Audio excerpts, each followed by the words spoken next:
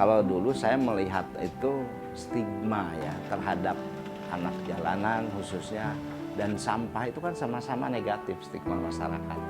Seolah-olah sama-sama dua-duanya ini sampah.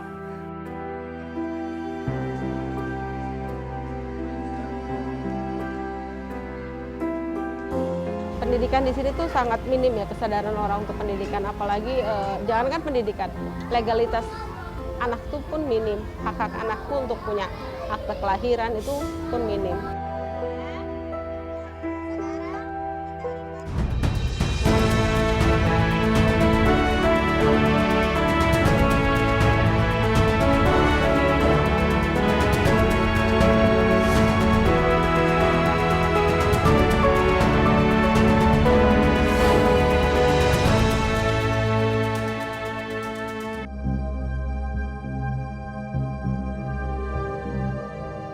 Anak jalanan masih menjadi fenomena sosial yang dipandang sebagai permasalahan di kota-kota besar, tak terkecuali di Jakarta. Di ibu kota, anak jalanan kerap diberi stigma sebagai sumber permasalahan sosial, mengganggu ketertiban, bahkan pelaku kriminal. Namun tidak di mata Dindin Komarudin, warga Tanjung Priok, Jakarta Utara ini menganggap anak-anak jalanan adalah korban dari kerasnya kehidupan kota. Dindin berpandangan, anak jalanan sebenarnya memiliki banyak potensi yang terpendam. Anak itu sempat kehilangan figur, entah orang tuanya atau keluarganya. Yang di jalan ini, kenapa mereka ke jalan? Sebetulnya ya oke, faktor ekonomi, pengaruh lingkungan, teman dan lain. Tapi jangan lupa mereka kehilangan figur. Mereka nggak akan mungkin ke jalan kalau ada figur orang tua. Pria kelahiran Bandung 20 Desember 1972 ini kemudian mencoba merangkul anak jalanan dengan mendirikan Yayasan Kumala pada 2008. Dindin fokus mengembangkan kreativitas dan memperbaiki taraf hidup anak jalanan. Ia mengajak anak jalanan untuk membuat beragam produk dari daur ulang sampah. Misalnya, kertas daur ulang, kerajinan dari limbah palet kayu, dan beragam produk lainnya. Kalau dulu saya melihat itu stigma ya terhadap anak jalanan khususnya, dan sampah itu kan sama-sama negatif stigma masyarakat. Seolah-olah sama-sama dua-duanya ini sampah, sesuatu yang tidak, katakanlah tidak berguna gitu, sehingga harus dibuang atau harus disimpan di tempat yang jauh misalnya. Nah terus saya berpikir kalau negatif dan negatif, artinya min kali min itu pasti plus. Nah itu pikiran sederhana ketika kita diskusikan dengan anak-anak, itu malah menjadi penyemangat. Ya bahaya katanya, di mana-mana min kali min itu plus. Nah kita anak jalanan dan sampah yang dianggap min tadi, kalau di collaborate gitu, ini pasti hasilnya plus. Dan ya alhamdulillah kita bisa membuktikan gitu dengan anak-anak. Layaknya sekali mendayung, dua pulau terlampaui. Yayasan Kumala yang didirikan Dindin Komarudin bisa memberi ruang berkreasi bagi anak jalanan, sekaligus mengatasi permasalahan sampah di lingkungannya. Setiap bulan, setidaknya ada 12-15 ton sampah organik maupun non-organik yang berhasil didaur ulang. Namun di Yayasan Kumala, Dindin tak hanya menerapkan prinsip reuse, reduce, recycle, atau 3R dalam mengolah sampah. Dindin menambahkan prinsip resell dan reshare agar sampah yang sudah didaur ulang bisa mendatangkan keuntungan ekonomi bagi anak jalanan yang dibinanya. Kertas daur ulang menjadi produk pertama dan yang paling utama diproduksi di Yayasan Kumala. Selain proses pembuatannya yang mudah, bahan yang digunakan juga gratis. Alat pembuatan yang digunakan di yayasan ini juga merupakan kreasi anak-anak jalanan dari barang bekas. Langkah pertama membuat kertas daur ulang adalah menyiapkan pelepah pisang sebagai bahan campuran. Pelepah harus dipotong-potong, dikeringkan, dan direbus dalam air atau soda api. Pelepah kemudian dicampur dengan limbah kertas untuk diblender atau dijadikan bubur. Bubur kertas ini yang kemudian dicetak sesuai ukuran dan dikeringkan. Sebelumnya, kertas juga bisa diwarnai dan ditambahkan bahan organik seperti rumput dan ilalang untuk menambahkan tekstur sesuai pesanan konsumen. Dulu kalau dulu ya kertas itu mulai saya jual tuh sekitar 200 sampai 300 rupiah A4 per lembar. Sekarang ini udah 1.500 A4. A2 kita jual 6.000 sampai 12.000 per lembar. Itu kan belum lagi kalau dijadikan produk seperti paper bag dan lain-lain itu lebih tinggi nilainya. Selain daur ulang sampah, anak-anak jalanan di Yayasan Kumala juga diajarkan membuat beragam perkakas dan kerajinan dari kayu. Dindin dibantu anak-anak jalanan kini juga mengelola bank sampah induk di Kelurahan Sungai Bambu. Tadi tiap anak itu sebetulnya punya potensi ya.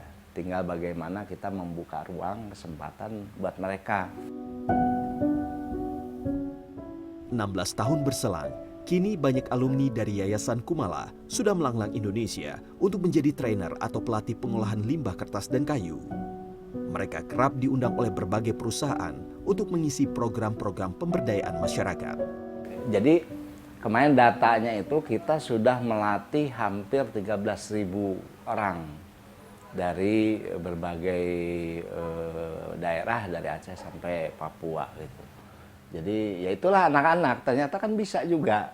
Kan kita nggak bermimpi dulu ya ini dari anak jalanan apa iya bisa jadi tadi merubah stigma masyarakat menjadi sebuah nilai. Kan saya sendiri dulu nggak pede gitu. Alfian menjadi salah satu anak jalanan yang tinggal di Yayasan Kumala bersama ibunya.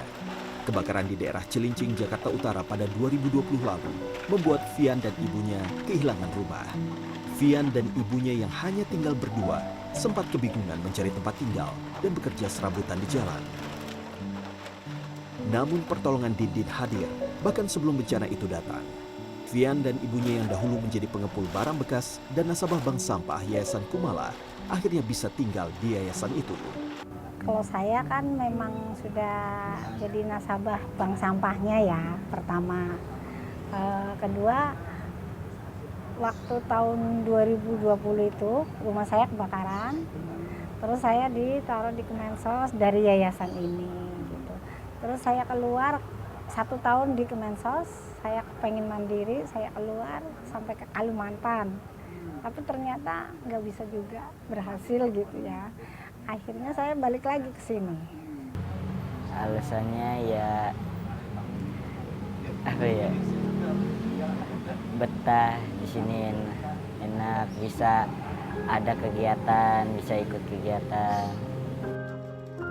Meski sempat putus sekolah saat kelas 6 SD setahun lalu, Alfian masih menyimpan cita-citanya untuk melanjutkan pendidikan. Hal tersebut bisa terwujud salah satunya dengan aktif berkegiatan di Yayasan Kumala dan tak kembali ke jalanan. Pengennya sekolah lagi. Selain Fian, ada lebih dari 900 anak jalanan yang sudah dibantu oleh Dindin Komarudin sejak tahun 2008 di Yayasan Kumala. Di Yayasan Kumala, bagi Dindin, untuk merangkul anak jalanan tak cukup bermodalkan rasa peduli, tapi juga harus dibarengi dengan kesabaran, ketulusan, dan kemauan untuk menjadi figur pelindung dan pengayom anak-anak yang merasa termarginalkan. Kita tidak boleh pasrah gitu ya. Kita tidak boleh menyerah. Kalian mungkin saat ini ada di jalanan, tapi suatu saat bayangkan kalian berada di suatu tempat yang kalian itu punya nilai besar, punya manfaat besar. Jadi jangan berhenti berkarya, jangan pasrah atau menyerah dengan potensi sekecil apapun. Kalau kita tekuni terus, kita kembangkan, bahkan menjadi manfaat, walaupun sedikit manfaat untuk orang lain, itu mungkin akan lebih berharga untuk kita di masa yang akan datang. Mungkin itu.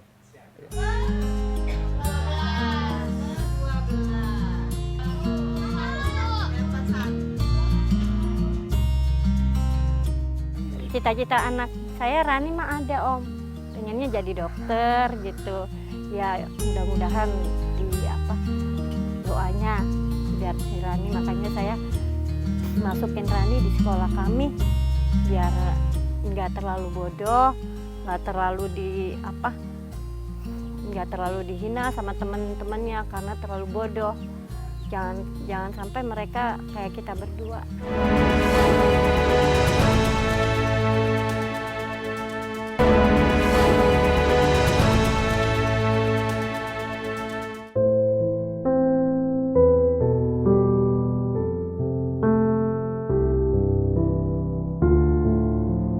Sebuah sekolah dengan bangunan sederhana berdiri di tengah-tengah perkampungan kumuh, tempat tinggal para pemulung di bilangan Bintara Jaya, Kota Bekasi.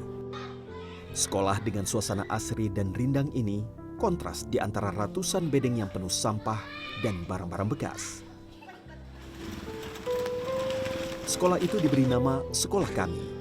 Sekolah non-formal yang khusus memberikan pendidikan bagi anak-anak pemulung dan kaum duafa secara cuma-cuma tanpa dipungut biaya. Sekolah Kami pertama kali diinisiasi oleh seorang dokter bernama Irina Among Praja pada 2001. Irina mendapati masalah sosial yang berkelindang. Anak-anak pemulung tak memiliki dokumen seperti akta kelahiran atau kartu keluarga. Hal itu membuat mereka tak bisa masuk ke sekolah formal, baik itu sekolah milik pemerintah atau swasta. Kalaupun ada juga barangkali orang tuanya juga tidak akan menyekolahkan mereka, karena kan yang namanya sekolah itu gratis itu, tapi kan seperti kita tahu kan harus ada transport. Anak biasanya harus makan, harus jajan. Belum lagi mungkin di sekolahnya nanti ada aja lah ya biasanya kayak gitu.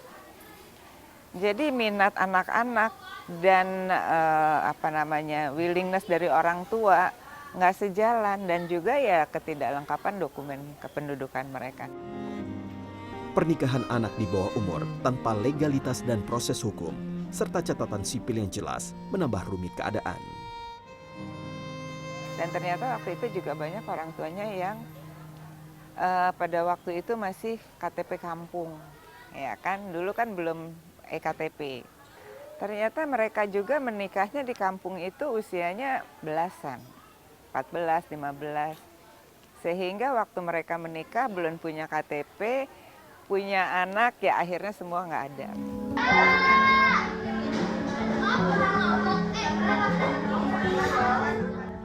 Namun, melihat semangat dan kemauan yang kuat dari anak-anak pemulung itu, membuat Irina kemudian mencarikan tempat agar mereka bisa menimba ilmu dengan lebih layak. Meski masih semi permanen, berdindingkan anyaman bambu serta kayu, Sekolah Kami layaknya istana ilmu yang megah dan memberikan banyak pengharapan bagi anak-anak pemulung. Saat ini ada 118 anak yang belajar di Sekolah Kami. Mereka terbagi dalam kelas-kelas, mulai kelas 1 sekolah dasar hingga SMA. Nah, di sini jadi SD-nya dari kelas 1 satu kelas itu biasanya 15 sampai 20 anak. Makin SMP makin menyusut pada nikah. Makin SMA lagi tinggal bisa dihitung jari.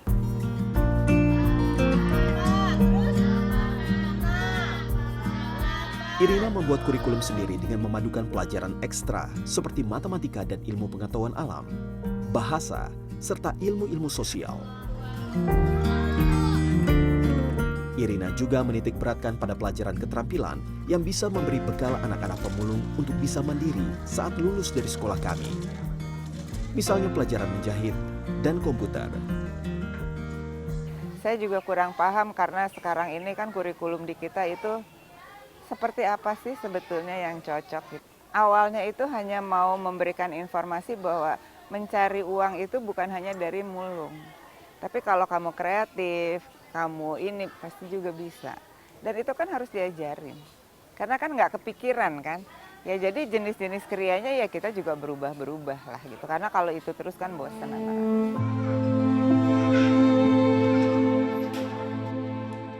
Rani Ramadhani menjadi satu dari ratusan anak pemulung yang menimba ilmu di Sekolah Kami. Siswi kelas 5 yang berusia 12 tahun itu sebelumnya pernah mengenyam pendidikan di sebuah yayasan swasta di Bintara. Namun saat masuk kelas 3, ia memilih untuk melanjutkan sekolah di Sekolah Kami. Alasannya, Rani sempat menjadi korban perundungan oleh teman-teman sekolahnya. Kok suka dikata-katain? Katanya anak pemulung jangan sekolah di negeri.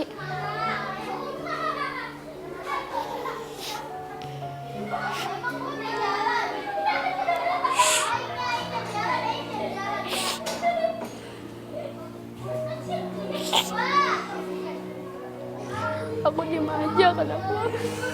biarin ya kak, kadang anak emang anak mulung, kenapa kali penyakit aku.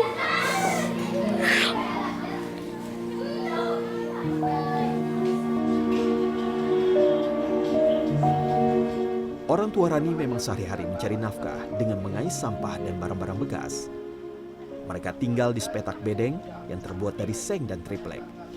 Bedeng itu harus mereka sewa dengan biaya Rp300.000 setiap bulan dari seorang pengepul sampah yang sering mereka sebut bos.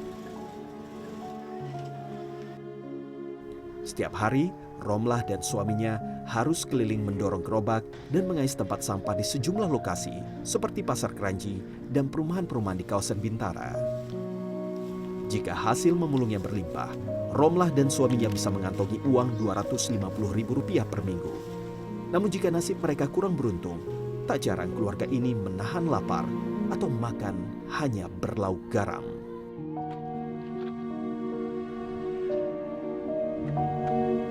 Ya cukup-cukupin Om.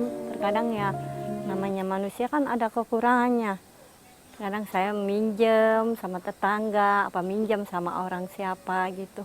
Tapi ya insya Allah saya dengan kerja begini saya bisa mulangin walaupun nyicil gitu. Tak menyerah pada keadaan, Romlah tetap mendaftarkan Rani ke sekolah kami. Meski dirinya hanya lulusan sekolah dasar, ia tetap menganggap penting pendidikan.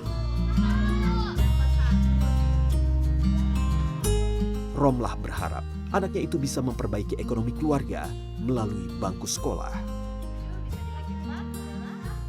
Cita-cita anak saya Rani mah ada Om, pengennya jadi dokter gitu. Ya mudah-mudahan doanya biar si Rani, makanya saya masukin Rani di sekolah kami biar nggak terlalu bodoh, nggak terlalu dihina sama teman-temannya karena terlalu bodoh. Jangan sampai mereka kayak kita berdua.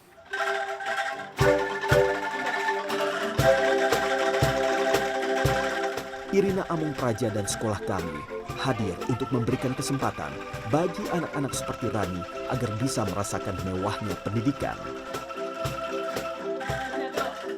Irina juga membuka peluang untuk anak-anak pemulung bisa terus berkembang dan mencapai cita-cita yang mereka inginkan.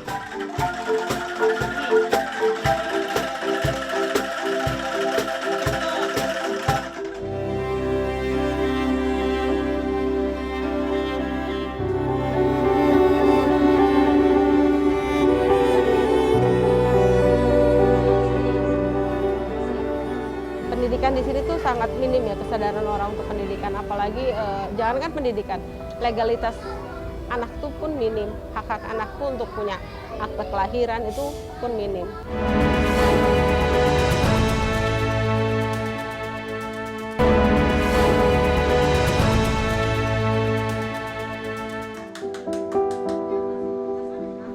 Di tengah lalu lalang bus, kontainer, dan tronton yang melintas di Jalan Raya Cilincing, Jakarta Utara, tersembunyi sekelompok anak yang sedang giat menimba ilmu agama. Beralaskan terpal, tanpa bangku, tanpa meja, anak-anak ini bergantian maju untuk membaca dan menulis hafalan huruf hijaiyah. Ya, mereka adalah anak-anak nelayan yang terbiasa belajar di bawah kolong jembatan. Orang-orang sekitar sering menyebut kawasan ini sebagai Kojem. Desi Purwatuni, ibu rumah tangga sekaligus aktivis sosial kelahiran 12 Desember 1978 inilah yang rela setiap hari mengabdikan diri memberikan pendidikan bagi anak-anak di kawasan kolong jembatan. Sejak 2006, Desi mendirikan sekolah informal yang ia namai Rumah Belajar Merah Putih. Waktu itu saya divonis kanker usus dan usia hidup saya tinggal 3 bulan lagi. Jadi berpikir dalam sisa waktu hidup 3 bulan lagi apa sih yang mau kita lakukan. Jadi terbesitlah saya bikin buka taman bacaan. Waktu itu di rumah saya hobi baca buku. Ada satu orang anak baca bukunya terbalik. Lalu saya tanya rumahnya di mana, dia bilang di Bojem. Jadi saya pikir itu di mana ya, jadi aku coba datang, Datang ke sini awalnya, lalu kami cuma bawa 1 karung buku yang isinya buku profesi. Tapi minat anak-anak di sini banyak, bukunya itu lebih banyak gambar daripada tulisan gitu. Pendidikan menjadi suatu hal yang mewah dan hampir tak terjangkau bagi anak-anak Kojem. Tak hanya terkendala biaya, legalitas identitas diri berupa akta kelahiran ataupun kartu keluarga yang tak dipunyai menghalangi mereka untuk bisa mengenyam pendidikan secara formal di sekolah-sekolah negeri. Kojem sejak dahulu memang dikenal sebagai titik hiburan malam dan prostitusi. Anak-anak yang lahir di luar pernikahan membuat mereka sulit mendapatkan dokumen diri. Pendidikan di sini tuh sangat minim ya, kesadaran orang untuk pendidikan, apalagi jangankan pendidikan, legalitas anak tuh pun minim. Hak-hak anakku untuk punya akte kelahiran itu pun minim. Kesadaran orang tua, kepedulian orang tua tentang pendidikan itu penting, karena mereka pikir pendidikan itu nggak penting, usia 10 tahun mereka sudah bisa cari uang. Jadi pendidikan sangat nggak penting kalau menurut mereka. Anak-anak rumah belajar Merah Putih terbiasa belajar dengan kondisi yang bising. Lalu lalang kendaraan besar di atap tempat mereka belajar cukup membahayakan. Belum lagi debu dan bau sampah yang dibuang sembarangan. Anak-anak juga harus belajar bersisian dengan para nelayan yang sedang memperbaiki jaring. Memang kondisi di sini memang tidak bisa dihilangkan ya, hiruk pikuk, bisingnya kontainer, semua hal sampai malam pun berubah. Ya memang itu tempatnya, karena di situ juga, karena tempat itu kami datang. Karena di sini minim pendidikan, makanya dengan situasi yang seperti ini, pendidikan harus tetap ada walaupun tidak pas dengan keadaan, tapi ya kita harus paksain mereka karena pendidikan itu penting buat anak-anak. Tak hanya kolong jembatan, Desi biasa mengajak anak-anak rumah belajar Merah Putih untuk belajar di kapal nelayan yang sedang bersandar. Jika beruntung, nelayan itu kerap mengajak mereka berkeliling hingga ke tepi lautan. Bukan hanya ilmu agama, anak-anak di rumah belajar Merah Putih juga diajarkan berbagai ilmu pengetahuan. Mulai yang paling dasar yaitu membaca, menulis, dan berhitung. Hingga ilmu-ilmu yang lebih kompleks tentang alam serta pengetahuan sosial. Anak-anak kolong jembatan bebas belajar di sana tanpa dipungut biaya. Desi mencarikan donasi dari perusahaan-perusahaan di sekitar Cilincing untuk operasional rumah belajar Merah Putih. Desi juga membimbing anak-anak yang tidak mengenyam bangku sekolah untuk mendapat ijazah kejar paket. Ketika anak saya bisa lulus paket, itu sangat bahagia sekali. Ketika anak saya ujian di masa pandemi kemarin tuh, terus dia ujian, kita bingung nih lulus apa enggak, karena satu, beliau berkebutuhan khusus, kedua online ya gitu. Dakdikduk lah, begitu dapat hasilnya mereka lulus itu yang bahagia sekali, bahagia gitu. Yanti Nur Kumala menjadi satu di antara banyak murid Desi yang terus bertahan sejak ia sekolah dasar hingga kini duduk di bangku kelas 2 SMA. Mala tak hanya diajari pelajaran sekolah, ia juga mendapat pelatihan keterampilan wirausaha yang dinilai akan berguna bagi kehidupannya kelak. Sebenarnya tuh banyak banget dibantu sama Bunda. Saya benar-benar makasih banget. Saya benar-benar beruntung kenal Bunda. Jadi dari mulai ekonomi sampai kebutuhan saya sekolah tuh saya dibantu sama Bunda. Dari semua yang saya mau, saya butuhnya ke Bunda gitu loh. Lebih banyak ke Bunda, saya lebih banyak cerita gitu. Selain guru dan ibu, Desi juga berperan menjadi rumah yang nyaman serta pendengar yang baik bagi Mala dan teman-temannya. Banyak dari mereka kurang beruntung dan butuh perhatian dari orang-orang sekelilingnya. Jadi kita tuh kayak punya keluarga yang benar-benar ngerti kita gitu kan. Kalau di rumah kan ya gitulah namanya, kurang kasih sayang dari ayah kan. Kita butuh itu dari rumah belajar Merah Putih lah, kita ngerasain yang rasanya punya orang tua gitu kan, orang tua lengkap gitu, ngerasain kasih sayang yang lebih gitu kan, perhatian. Tak hanya Mala, sejak 2006, Desi sudah membimbing ratusan anak-anak Kojem. Bisa dibilang, 90% anak-anak Kojem pernah belajar di Rumbel Merah Putih. 200 di antaranya berhasil mendapat ijazah kejar paket. Desi mencoba memberikan secerca harapan kepada anak-anak itu bahwa meski tinggal di wilayah yang rentan dengan kejahatan, juga dalam kondisi yang tidak baik-baik saja, anak-anak Kojem tetap bisa mencapai cita-cita mereka melalui pendidikan. Saya selalu bilang sama mereka ketika mereka sudah punya ijazah di tangan, minimal mereka SMA lah, mereka keluar dari sini. Gitu. Karena apa? Untuk cari penghidupan yang lebih baik dan lebih layak. Dari pertama kali Merah Putih berdiri itu diancam mau dibunuh. Belum lagi fitnah yang banyak. Sampai kemarin pun di fitnah sekolahan kami itu bukan untuk sekolahan tapi untuk diskotik. Untuk diskotik itu yang memang sangat jahat. Bahkan kami didatengin oleh aparat satu mobil ke tempat kami. Padahal jelas-jelas kami sudah tulis ini rumah belajar, bukan buat kafe atau apapun itu.